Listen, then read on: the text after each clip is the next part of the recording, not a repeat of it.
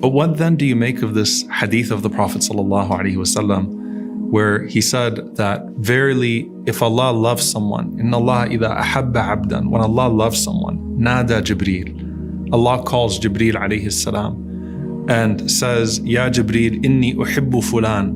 Oh Jibreel, I want you to know that I love this person, so you should love this person also. Jibreel alayhi salam does not need to know anything else about you except that Allah subhanahu wa ta'ala loves you, to love you as well. فَيُحِبُّهُ Jibreel. So Jibreel alayhi salam loves you as well. And then Jibreel alayhi salam calls all of the malaika, and he is their master, he is their chief. And he says, Inna Allah yuhibbu fulan, to the inhabitants of the heavens. Allah loves this person, so love this person. So all of the inhabitants of the heavens love that person as well.